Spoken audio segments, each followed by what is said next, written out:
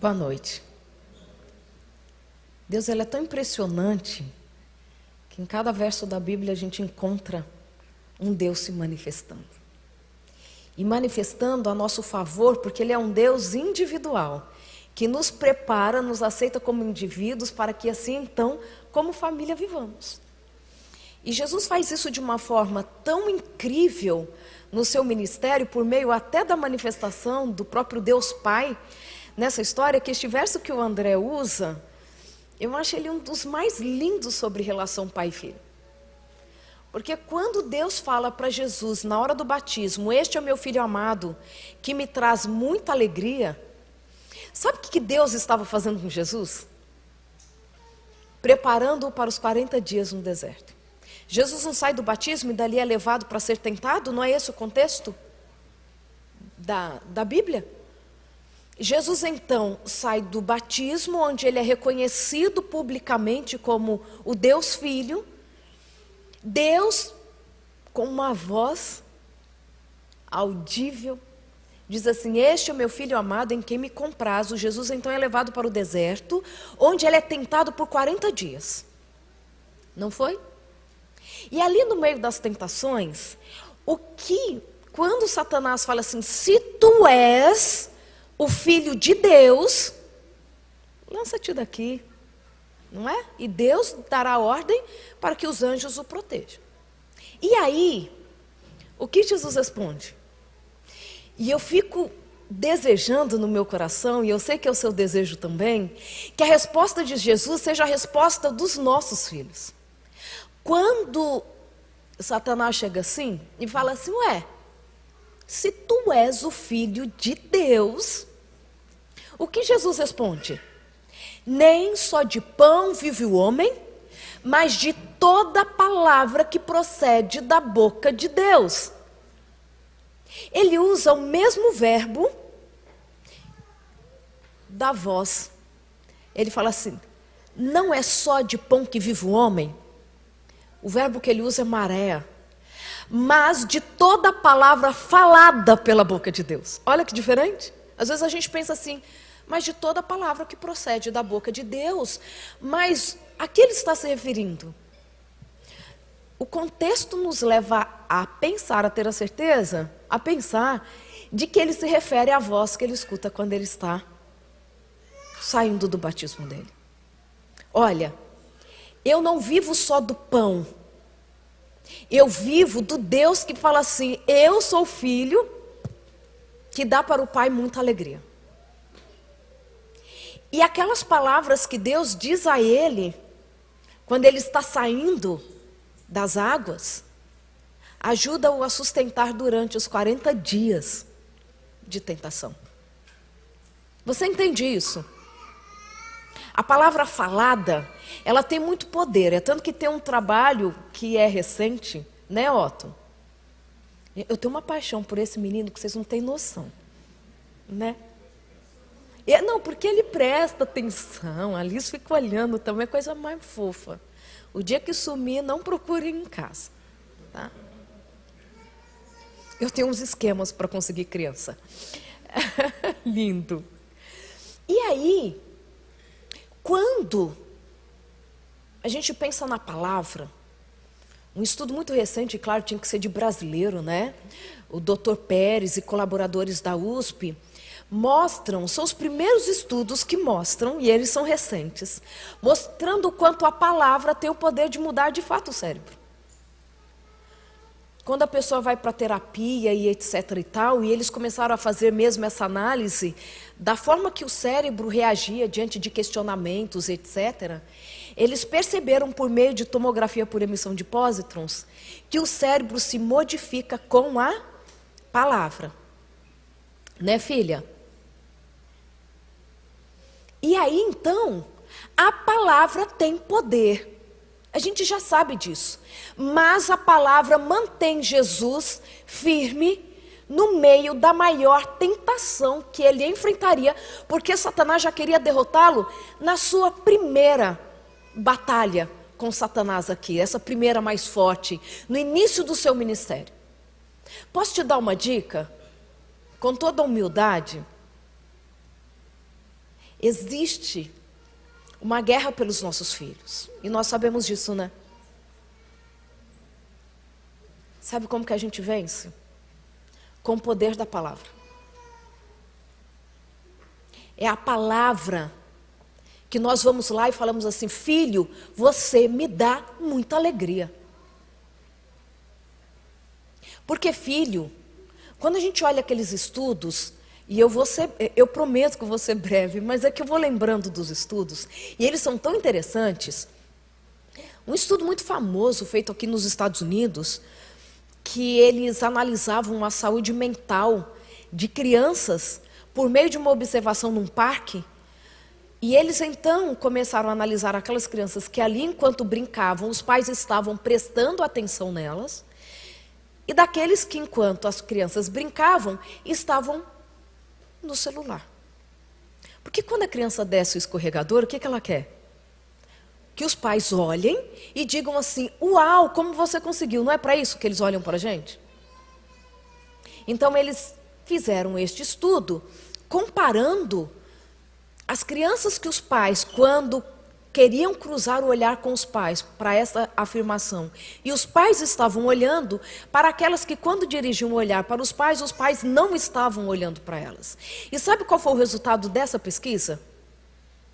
Mostrou que aquelas crianças que lá no parquinho, enquanto estavam brincando, os pais não direcionavam o olhar para elas. Quando elas procuravam o olhar do pai, o pai não estava ali, entende? A mãe não estava ali olhando para ela, estava olhando para o celular, fazendo qualquer coisa. Eles compararam a saúde mental e o desenvolvimento dessas crianças com daquelas que cresceram na companhia de uma mãe com depressão grave. O prejuízo para o desenvolvimento emocional e também físico das crianças foram tão afetado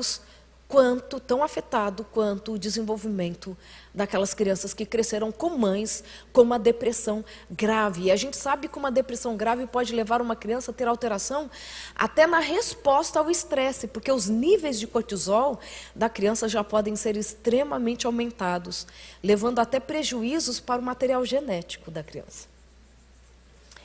A palavra, ela tem tanto poder que ela muda cérebro, e a gente consegue ver a mudança no cérebro por meio das palavras que a pessoa escuta. Nós vemos um Jesus aguentando 40 dias de tentação, porque ele lembrava que nem só de pão vive o homem, mas de toda palavra que procede da boca de Deus. E quando Jesus está lá no Monte da Transfiguração, a gente encontra, acho que Mateus 17, 3. Quando Jesus está ali no Monte da Transfiguração, Deus fala de novo. E o que Deus fala? Este é o meu filho amado que me agrada muito, escutai-o. Você pensa um Deus precisando da reafirmação de um outro Deus? Para dizer assim, você é importante? O que você faz tem relevância? E não se enganem. Independente da idade dos seus filhos, eles sempre vão querer de você a afirmação. Eles querem saber se você ainda o considera como alguém que faz alguma coisa que faça sentido para ela. Mas sabe onde reside um dos nossos maiores problemas, nas nossas maiores dificuldades? E se eu tivesse mais tempo, eu ia falar um pouco mais sobre isso. Mas quem sabe, à meia-tarde, a gente fala um pouco. Não perde a meia-tarde, não, vai ser bem diferente, tá? E aí, sabe qual que é a nossa dificuldade para falar com o filho? Porque a gente não aprendeu a falar. É ou não é? Nós não aprendemos a falar. Nós aprendemos a estar sempre em paz com o outro, mas qualquer coisa que nos prejudique, que aperte o nosso calo, que me contrarie, nós não sabemos nos comportar. É assim ou não é? Nós não aprendemos a ter conversas difíceis. Nós não aprendemos a discordar do outro. Não aprendemos. Sabe o que a gente aprendeu na infância? E aí eu coloco isso como um desafio para as nossas famílias. E para que a gente forme uma geração diferente da nossa. Nós aprendemos a fazer a nossa higiene física. Não aprendemos isso? A gente ensina para a criança como se escova dente. A gente não ensina exatamente como ela deve fazer? O que a gente fala que a criança tem que fazer quando ela se machuca? Tem que correr para a mamãe, porque qual que vai ser o próximo passo? No caso da Angelina, o pai, né? Vai ali limpar, se necessário uma pomada. Ela sabe o passo a passo ou não sabe? Se a gente o que ela faz? Olha, faltou o beijo, faltou o curativo. Por quê? Porque a gente ensinou. Nós começamos a ter a higiene física, mais ou menos do jeito que a gente conhece, nos últimos 100 anos. Tem gente que não aprendeu até hoje, mas a gente não desiste da humanidade. Mas a gente faz uns 100 anos, mais ou menos, que a gente começou a escovar dente, entende? Dizem que a primeira escova dental, sabe onde foi inventada? Na China, dá impressão, né? Se bem que eu acho que é arroz não suja o dente, mas eles são os que são os criadores, né? Dizem que foi na prisão, que um preso pegou ossos de frango e fez uma escova. Isso é criatividade e tempo. Então, quando a gente começou a fazer a higiene física, nós aumentamos em aproximadamente 50% a expectativa de vida, só com a higiene física. Os estudos indicam. Tomar banho, cortar a unha, não comer o que cai no chão. Entendeu? Agora vocês imaginem o quanto que nós não viveríamos, o quanto viveríamos, se nós aprendêssemos a fazer higiene mental. Mas a gente não aprendeu. Ninguém ensinou para a gente ter conversa difícil. Ensinou? Mamãe sentou e falou assim, olha, quando isso daqui for difícil, filho, você faz isso, você faz aquilo, você tenta essa estratégia, tenta aquela. A gente aprendeu? Aprendeu não. O que a gente aprendeu com conversa difícil? A gente aprendeu errado. Leva isso na cabeça de vocês. A gente aprendeu errado. O que a gente aprendeu sobre conversa difícil? O que a gente tem que fazer quando o assunto é delicado? Fugir, Gente, vocês são neurocientistas, né? Os dois. A gente aprendeu que só tem 3 caminhos para uma conversa difícil. Eu não quero ninguém cutucando o marido agora. Todo mundo com cara de paisagem. Assim, nossa, é sério que isso acontece? Nossa, quem que faz isso? Façam essa cara, tá? Conversa difícil. Vocês gostaram desse assunto? Eu posso falar um pouquinho mais disso amanhã à tarde. Sabe o que a gente aprendeu? Conversa difícil, ou a gente evita, ou a gente ataca, ou não é? Ou é ataque, ou é defesa, ou é evitar. E dentro de evitar cabe a ira silenciosa. As mulheres riem porque elas sabem exatamente o que é ira silenciosa. E ainda quer passar de pacífica. Não, eu prefiro não falar. Matou o cara na ira silenciosa.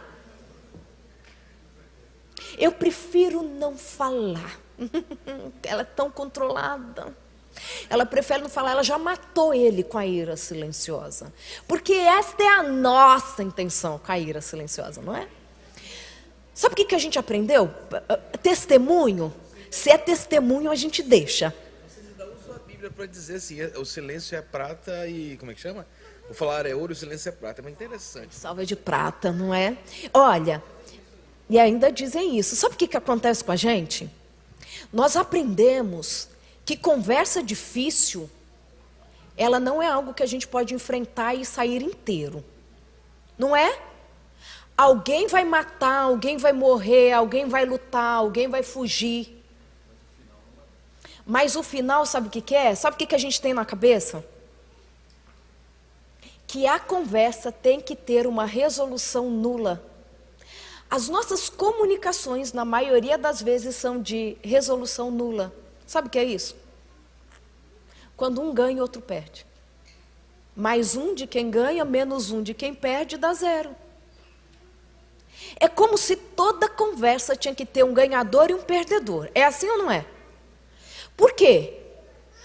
Porque nós aprendemos que a conversa difícil, ela tem que ser enfrentada como se a nossa sobrevivência estivesse em risco.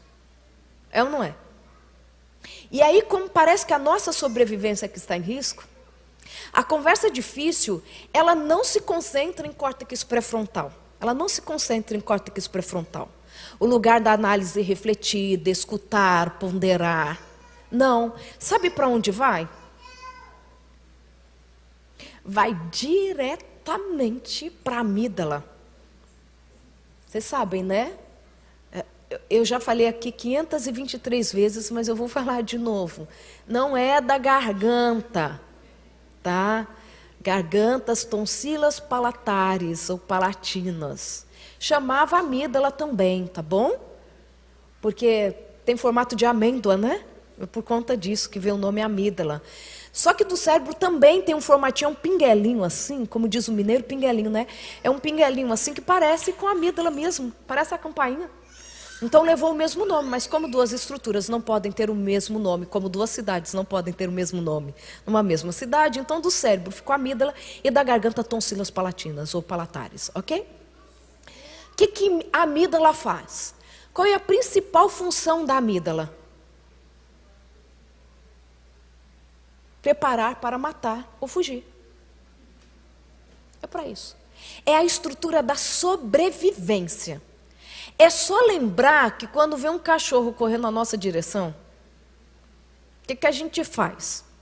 Você para pensar, analisar quantos quilos tem o cachorro? Lógico que não. Você corre. Se você não tem como correr, você vai se preparar para lutar com ele. Ok? Por isso que a energia vem para a perna e vem para o braço. Quando você briga, não, a gente não. Quando o nosso vizinho briga, o que acontece? Passa uma semana tenso, não passa? Tudo aqui dolorido? Porque você juntou toda a energia no ombro e na perna para poder aniquilar aquele que te ameaça. Então, a amígdala, ela tem uma conexão direta com o tálamo. E tálamo é o nosso relé de informações. É ele quem vai, por exemplo, mandar energia para os músculos, para a gente se preparar para lutar ou para fugir. Se não der certo, se você não tiver uma rota para pular um muro, e você não consegue enfrentar aquele cachorro porque ele é mais forte do que você, qual que é a terceira estratégia que se usa? Que o animal faz? Não, você não tem nem como correr e nem como fugir. O que o animal faz? Ele trava, a gente fala que ele entra em congelamento, o freezing, entendeu? Ele não pode enfrentar, então ele vai fingir de morto, ele vai tentar passar despercebido. E aí entra uma frase, um pensamento de Freud que eu acho muito interessante. Eu vou parando por aqui, amanhã à tarde eu continuo, porque esse assunto, eu gosto disso. Freud fala assim, se duas pessoas concordam o tempo todo, é certo que uma pensa para ambos. Faz sentido? Se duas pessoas concordam o tempo todo, é certo que uma pensa para ambos. Então alguém congelou. Alguém prefere passar despercebido. E aí, quando você acha que a conversa difícil não é algo que você possa resolver de forma pacífica, vai para a amígdala. A amígdala, então, fala assim, olha, ou você tem força para lutar, ou você pula o muro, ou você finge de morto. Eu só não vou falar o resto que o animal faz quando isso, nem nada disso dá certo. Porque eu já vi muito rato fazer isso. Quando ele não consegue fugir do odor do gato, por exemplo, na gaiola, e ele percebe que o congelamento dele não faz aquele cheiro embora, gente, ele defeca e urina. O negócio fede. Entende? Vai assim para os extremos de um comportamento. A gente não aprendeu a ter conversa difícil. E aí, aqui cabe, para terminar, que esse assunto ele é longo demais, o que você de fato quer como resultado de uma conversa com o outro. O que você quer? Você quer ganhar? Você quer resolver o problema da forma que deve resolver, ou você vai ficar sempre evitando? Porque a conversa difícil não é para nos desestruturar, e a gente precisa ensinar isso para filho. Não está chegando no acordo? Vai conversar de novo. Vai mostrar o ponto de vista. Você vai, inclusive, tentar entender o ponto de vista do outro. Esses dias eu fiz um vídeo sobre isso. Nós estamos emburrecendo como ser humano, sabiam disso? Tem um estudo muito interessante da Universidade de Londres que mostra que até o QI da humanidade está caindo. E as pessoas achando que a gente está melhorando, né? Olha a teoria aí, mais uma vez provando que não é assim. Nós estamos emburrecendo, é esse o termo que o artigo científico usa. Estamos emburrecendo. E sabe qual é um dos motivos para estarmos emburrecendo? Nós não sabemos mais conversar com quem tem uma opinião diferente da nossa. Sabiam disso? Tem um livro muito interessante, né? Para mim tudo é interessante, né? Vocês já perceberam isso? Eu nem sou intensa. Tem um livro que ele é tão interessante, 7 lições e meia sobre o cérebro. E uma das lições que tem nesse livro é algo que faz parte aqui da nossa condição ou do lugar que a gente precisa estar de aprender a conversar com o outro. Se você quer melhorar o seu cérebro, criatividade, intelectualidade, tudo, sabe o que você precisa exercitar? Conversar com alguém que tem uma ideia ou uma posição oposta à sua. Isso é incrível para o cérebro. Sabe aquele cunhado que torce para um time nada a ver? Sabe aquele parente que está chegando à eleição no Brasil e é do partido oposto do seu, que você não consegue entender como ele acredita naquela topeira? Não é porque é assim que a gente classifica? Olha, exercício para a família, todo mundo começa a se dar bem de verdade, até com o cunhado. Mas assim, vou deixar claro, desde 2013, cunhado não é mais parente pelo Código Brasileiro. Tá? Não é mais parente, você não tem nenhuma responsabilidade mais com o cunhado. A gente está no final de semana de família e eu preciso deixar todo mundo feliz. Então, cunhado não é mais parente oficialmente pelo Código Brasileiro, tá bom? Então, assim, não tem essa, cunhadão, estou indo passar o mês na sua casa, não. Não é parente, não habita na nossa casa. Casa é para família, entenderam? Usem o Código Brasileiro, que isso ajuda. Conversa com alguém que tem opinião oposta à sua. O cérebro adora esse tipo de desafio, mas é, de fato, estar interessado em tentar entender por que ele acredita daquele jeito, porque a pessoa tem uma razão. Por mais maluca que seja, ela tem uma razão. Quando você se coloca nesse lugar assim, ó, tá, então ele é desse time por conta disso, daquilo, porque o goleiro em 1934 defendeu um pênalti, entendeu? Isso vai fazer bem para o seu cérebro e você precisa, além deste exercício, quando você tiver um assunto difícil para conversar, você precisa entender que você não está no meio de uma guerra. Reserve a sua energia para os problemas que, de verdade, nós temos para enfrentar. Porque você vai perdendo memória. É tóxico para o nosso cérebro não conseguir conversar. É tóxico. E aí, quando você vê situações que são tão simples para resolver, a gente não consegue resolver, por quê? Porque tudo vira disputa. Comunicação de resolução nula. Estou terminando, marido. Tá. Ele quer falar. Por isso que eu falo, a gente não pode dar oportunidade. Não pode. A gente quer ser ali, né? Vamos falar em família. Eu falo para o André que ele devia falar mais. Mas já que ele não fala, eu falo para nós dois. Quer falar, marido, porque eu quero fechar. Então, assim, ó. Se fez bem para Jesus, escutar assim, esse é meu filho que me traz muita alegria. Se o susteve 40 dias no deserto e depois disso ser levado para a tentação. Você tem noção do que é isso para o seu filho? Você tem noção do que é isso para a sua esposa? Você tem noção do que é isso para o seu marido? Eu vou falar, uma vez um homem disse assim para mim, Dairinha, os homens também têm sentimentos, mas quem se importa com isso?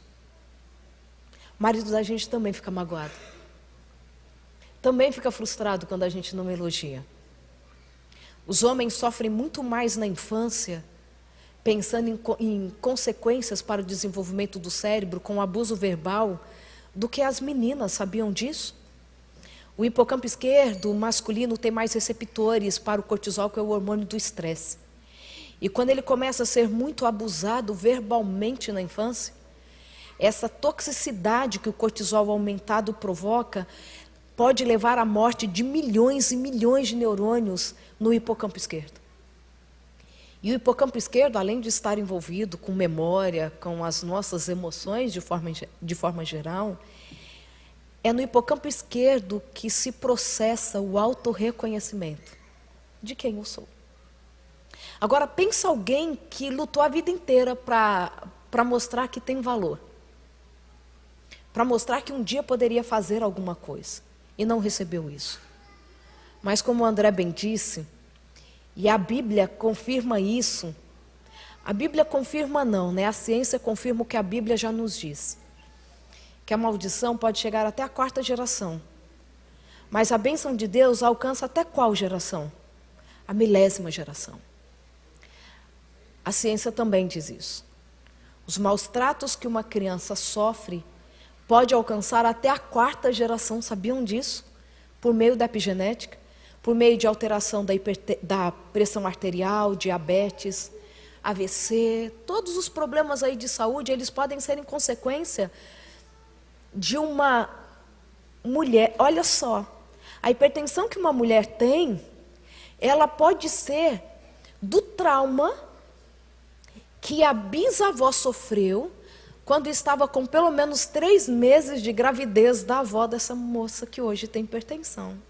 Porque a epigenética pode alcançar até a 4ª geração.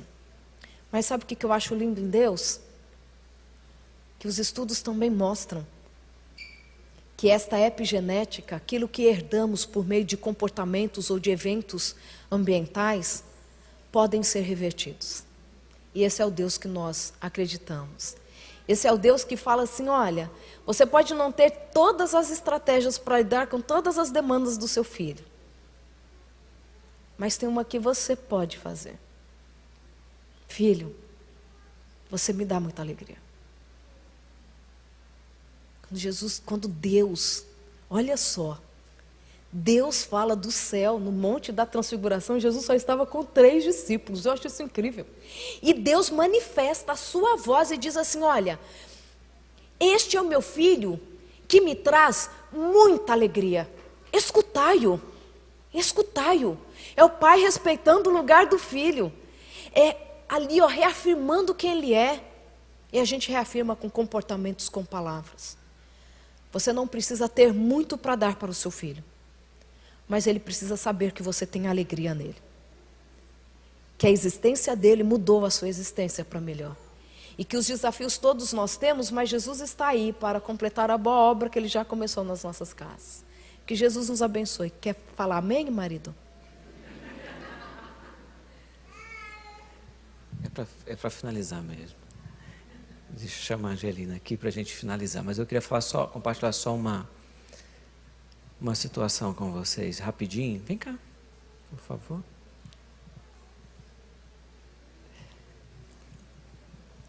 Eu queria chamar o Shimu aqui para dar fazer uma cama para a gente aqui.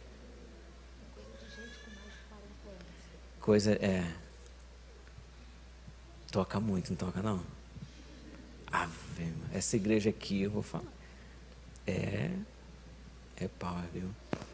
E ainda chama a gente para cantar às vezes ainda. Fala, caramba.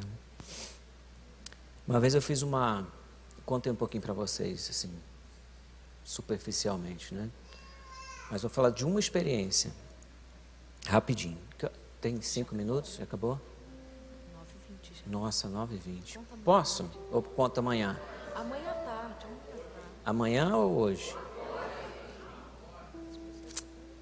Tá bom. Rapidinho, vou tentar ser rápido. Um dia eu fiz uma pergunta. Em um desses momentos muito, muito complexos, eu devia ter 7 para 8 anos, quase a idade da Angelina. E sabe por que eu chamei ela aqui? Porque a gente fala isso para ela. Eu falo tudo isso para ela. Né, filha? A gente conversa muito sobre essas coisas. E naquele dia, exatamente naquele dia, existiam algumas regras de horário na minha casa. Eu sou filho de um militar, enfim. E as regras eram muito firmes. E naquele dia eu cheguei mais tarde.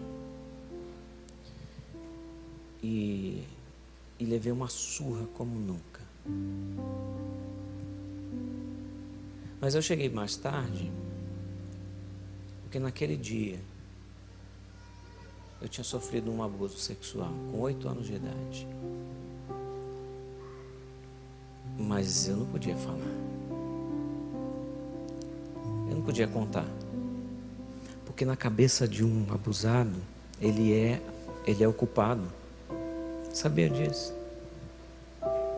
Ele quem provocou, é uma confusão. Por isso que eu imploro, cuida bem, para que ninguém se aproveite da vulnerabilidade.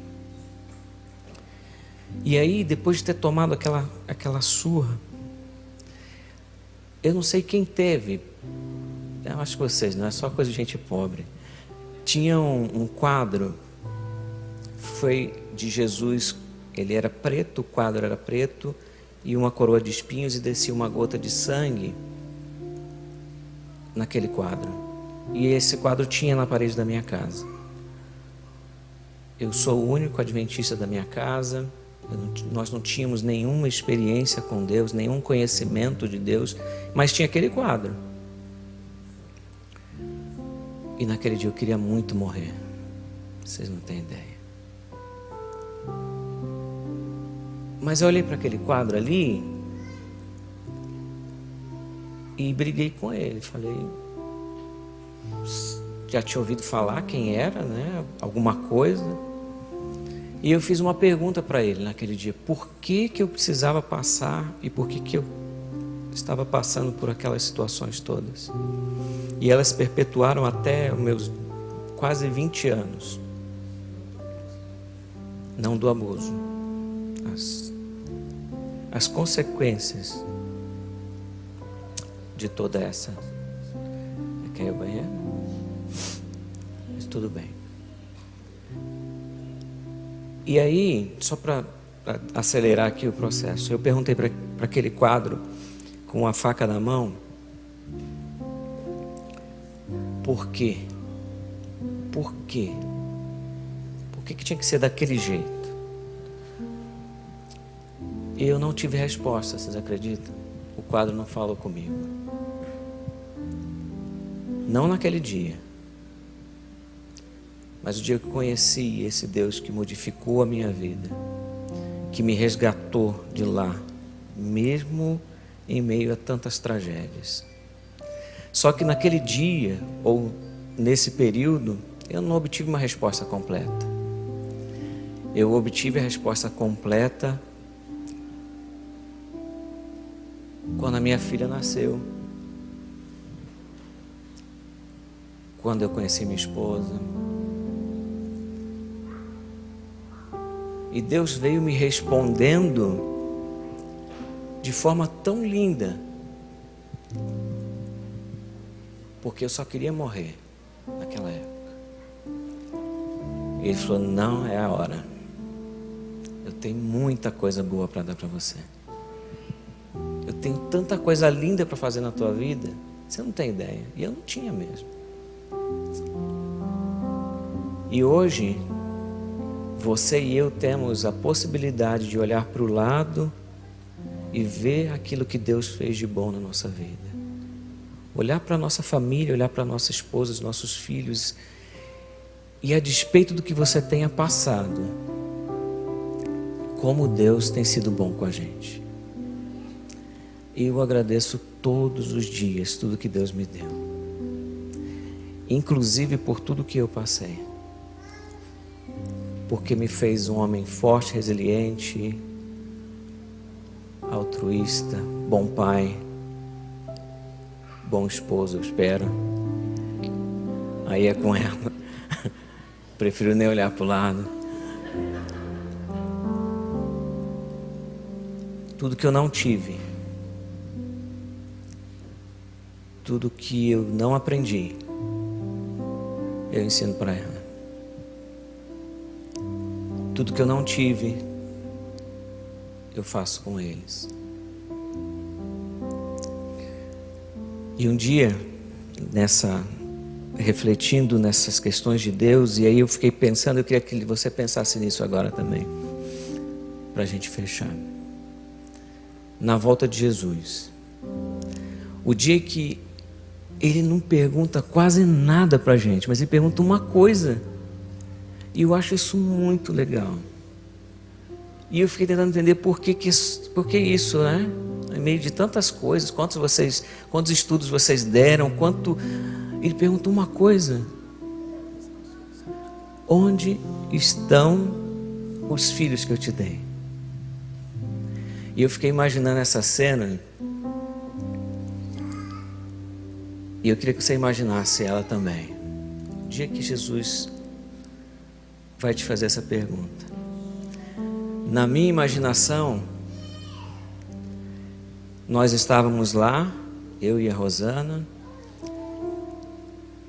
porque só assim justifica ele perguntar. A Angelina não estava lá ainda, na minha ignorância ali, sei lá. Ele pergunta: cadê a Angelina? No nosso caso, eu ia poder dizer que, olha, ela deve estar cumprimentando todo mundo por aí.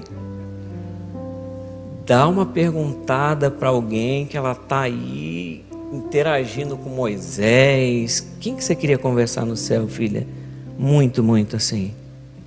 Eu queria muito fazer no céu ver Jesus e também poder falar com Ele, brincar com Ele também. Amém. Só que antes eu tenho certeza absoluta que ia ter uns 2 ou 3 leões ali que iam estar fugindo dela, puxando o rabo deles, e ela ia estar falando como nunca lá. E Jesus ia falar assim: mas cadê ela? Imagina essa cena agora, e o que você vai dizer? Eu sei o que eu vou dizer. Estamos lutando para isso, orando para isso, batalhando para isso. Eu sei que você também. E eu espero que Deus, Ele nos dê essa graça de responder. Está aqui, ó. Está aqui. Está aqui a menina que você me deu. Que Deus possa te abençoar para que você possa dizer o mesmo. Aqui estão os filhos que tu me deste. Vamos orar, vamos ficar de pé. Tem alguma coisa? É isso mesmo, pastor? A gente tem que...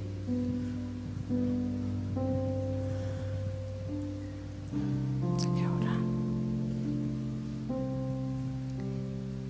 Agora a gente vai orar. Querido Deus, obrigada por tudo que você deu pra gente, os nossos filhos, irmãos e irmãs. Muito obrigada pelas crianças e os pais delas, porque essas pessoas, elas são muito especiais. E eu quero agora dar uma bênção para todas as crianças e adultos. E que todos eles podem ser felizes a vida toda. Amém. Amém. Amém. Boa noite.